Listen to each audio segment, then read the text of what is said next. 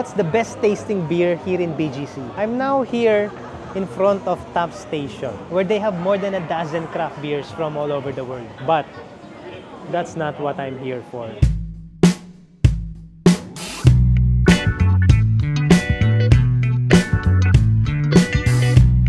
Hi everyone, my name is NJ Mijares and I'm drinking this Marzen Lager by Beer Bunny. What kind of beer is it? What makes it so special? Stay tuned for the rest of the video to find out. But first, let me tell you where I got this. It's called Burgos Park, dito sa area ng Forbes Town, sa BGC. This area is the fanciest part of BGC.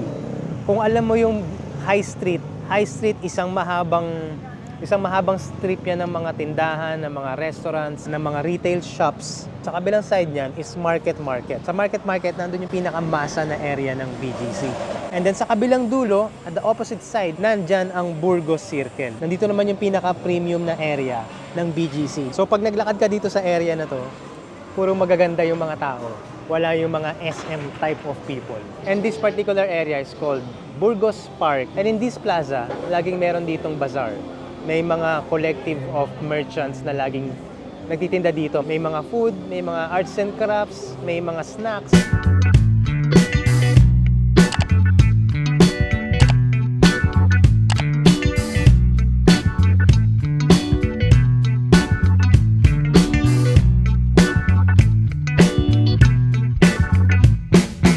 This is Happy Brew Kombucha. This is Finfinity Vietnamese Coffee.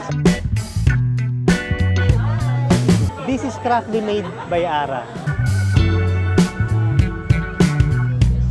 This is Cookie Shea Freshly Baked Cookies.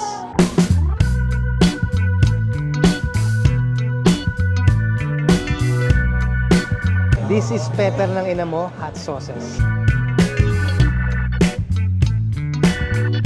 And of course, laging merong craft beer. And that's what we're here for. The real reason why I'm here is this guy. This is Bunny of Beer Bunny. And today, ito na nga, I'm drinking his Marzen. How's it pronounced? Marzen?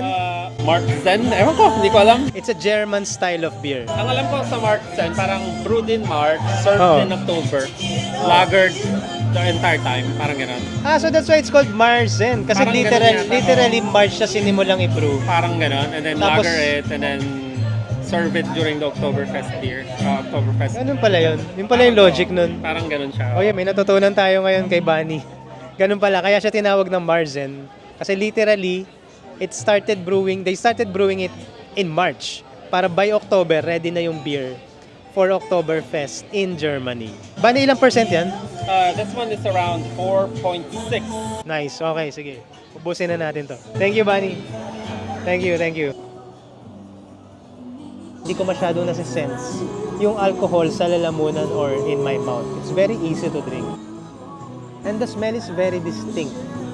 I'm sensing some smoky flavors sa aroma niya. The mouthfeel is very light, but the flavor is very distinct. And also, pagka nalunok mo na, hindi rin ganun katagal yung sense ng flavor sa loob ng bibig or sa lalamunan. That's the finish. The finish is just right. Si Bunny is one of the Pinoy craft beer brewers na naging kaibigan ko na over the years. Natikman ko na lahat ng beer na ginagawa niya. And every time merong event dito sa Forbes Town, laging merong stand dito si Beer Bunny. So if you happen to see him dito sa Forbes Town, say hi to him. Taste his beer. It's very, very good.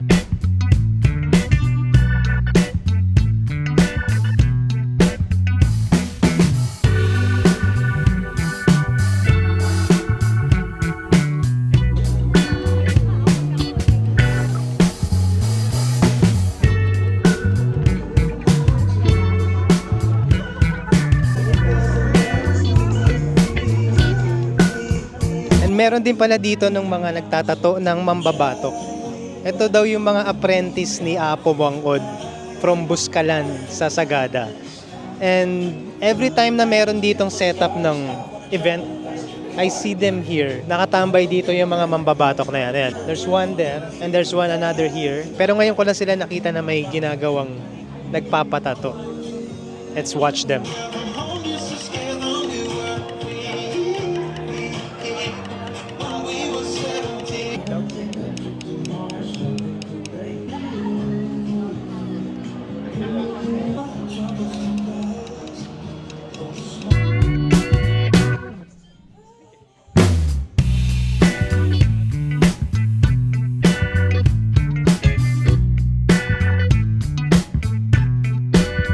Northern Craft. They distribute Canadian craft beers dito sa Philippines. And we have here Sir Aldrich of Northern Craft Beers. Aside from sa mga events like this, saan pwede makabili ng mga beer ng Northern Craft? You can buy it online or sa Torch Green Hills or Burnt Bean, BGC. What's your website? www.northerncraft.ph. Okay, so makikita nyo sila sa Facebook, Instagram, and online. Hanapin nyo lang, search nyo lang, Northern Craft PH. So ang mga beers nila are all Canadian craft beers. You are the only distributor. Sole distributor nito mga beers na to. Yeah, so far. Okay na. Okay na. Okay na. And we also have here Crow's Brewery. So they have here, it's called De Puta Madre. This is double IPA. This one is called Malayerba. It's a normal IPA. And then they have here Crow's Pale Ale. Dun sa lineup nila ng mga beer available here tonight, ito na yung pinakamababa. It's 6% alcohol by volume. Yung iba dun, there's 8% and then there's one na 7%. So ito lang muna ang tikman natin tonight. Pale ale is one of the most common styles of beer. Sarap siya. It's very refreshing. But it's not very distinct from the other pale ales na natikman ko. Dito sa BGC, marami kayong beer na pwedeng matikman. May mga craft beers, may mga commercial beers, and may mga international beers. So what are the best ones? Depende na lang sa preference mo. And if you're a fan of Pinoy craft beers like me, check out this episode. I visited a craft beer brewery in Makati. See you in the next episode. Bye-bye.